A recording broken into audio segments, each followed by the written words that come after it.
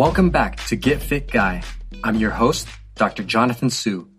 Every week, I'll share science-backed tips to help you get fit, stay fit, and optimize performance. What do you think is the most popular form of aerobic exercise among adults in the United States?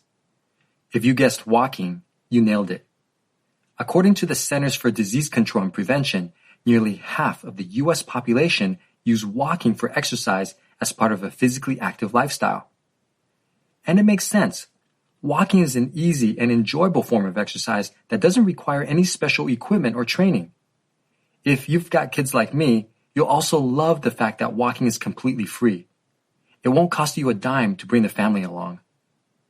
But what excites me even more about walking as a form of exercise are the numerous well-researched health benefits, such as increased heart and lung fitness, reduced risk of heart disease, stroke, and cancer, improved management of high blood pressure, high cholesterol, and diabetes, stronger bones and improved balance, increased muscle strength and endurance, reduced body fat, protection against dementia, depression, and even erectile dysfunction. Does that sound too good to be true? Can a leisurely stroll really be enough to receive all the health benefits just mentioned? According to Dr. Paul Williams, an exercise scientist at Lawrence Berkeley Laboratory in California, we as Americans have been given a false sense that a stroll through the neighborhood is all that's needed to stay healthy. His research shows that to get the most health benefits from walking, we need to pick up the pace. Dr. Williams' study compared the impact of moderate and light intensity walking in nearly 39,000 participants spanning a decade, and the results suggest that there are significant health benefits to pursuing a faster pace. So you might be wondering, what exactly is the definition of moderate intensity walking? How fast do you have to go? The Center for Disease Control defines moderate intensity walking as a pace of 15 to 20 minutes per mile. To get the most health benefits from walking, you should strive to maintain this pace for a minimum of 30 minutes a day, 5 days a week. In case you didn't know, the physical activity guidelines for Americans recommend at least 150 minutes of moderate intensity physical activity each week to improve overall health. And in my opinion, 30 minutes a day, 5 days a week of brisk walking is the easiest way to meet these guidelines. I just can't imagine myself going out for a 2.5-hour walk each week at that pace. Heck, even 2 75-minute walks a week at that pace sounds a little boring. Now, if you've been walking for exercise but you haven't been meeting the pace or time guidelines, don't worry, you're not alone. In one study, only 60% of adults who reported walking as their main form of exercise met these guidelines.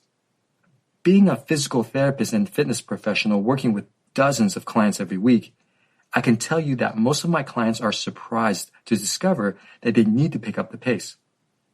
The main reason for this, I believe, is because most people are told simply to walk more by a healthcare or fitness professional without being given the important details about how long and how fast to walk. That's like being told to bake a cake without being given the exact time and temperature. To optimize your health benefits from walking, pick up your pace and try to maintain at least 15 to 20 minutes per mile for a minimum of 30 minutes a day, 5 days a week. For some people, this pace may seem more than just challenging. It may seem daunting, and I get questions all the time about what to do if this pace is unmaintainable or unattainable. Let's start with concerns about the pace being unmaintainable.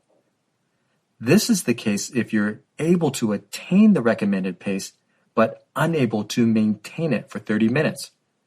Not to worry. If it's too difficult to walk at a 15 to 20 minute a mile pace for 30 minutes straight, do 10-minute bouts 3 times per day or 15-minute bouts 2 times per day, and gradually build up to longer sessions as your fitness improves. In fact, research shows that given the same total time commitment, multiple short bouts of exercise spread throughout the day are just as effective as a single longer bout. Not only that, I find that people are more likely to be consistent with shorter bouts of exercise.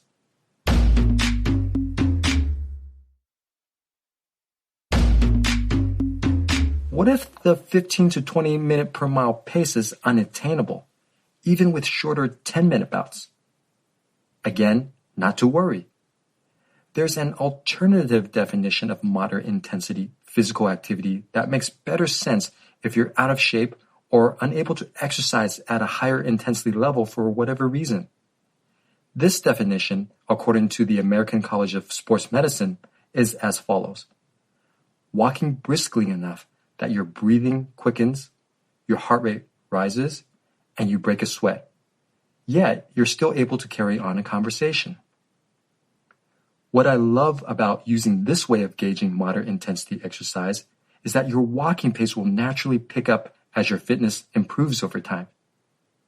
On a side note, moderate intensity activities such as brisk walking pose little health risk, but if you have a health condition, check with your doctor before starting.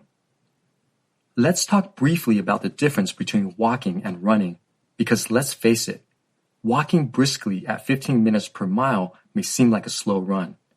What's the difference? Fast walking is not simply slow running. The difference between the two is not based on speed. At any speed, walkers have one foot on the ground at all times, while runners are entirely airborne during some part of every stride. Each time a runner's foot lands, their bodies are subjected to a stress equal to about 3 times their body weight. That's why running is considered a high-impact activity with a much higher risk of exercise-related injuries. How much higher, you ask? Up to 70% for running, compared to 5% for walking. No thanks. I'm in my 40s, and if you're my age or older, you've probably noticed that your body doesn't bounce back from injuries like it used to.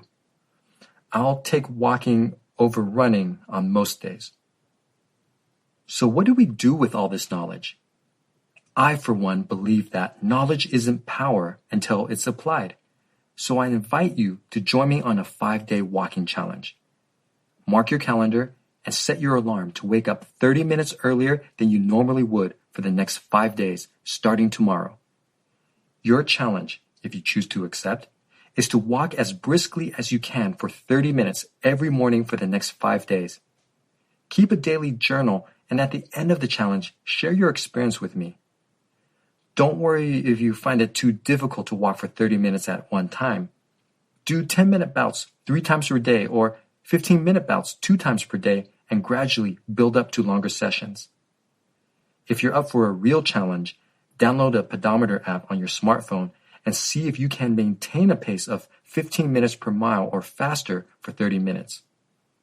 By joining me on this 5-day walking challenge, you'll not only get the most health benefits by picking up your pace, you'll also start something that'll potentially transform your life. Get Fit Guy is a quick and dirty tips podcast. It's produced by Nathan Sims, with script editing by Beata Centora. Our operations and editorial manager is Michelle Margulis. Our assistant manager is Emily Miller, and our intern is Claire Freeman. Follow Get Fit Guy on Apple Podcasts, Spotify, or wherever you listen to podcasts.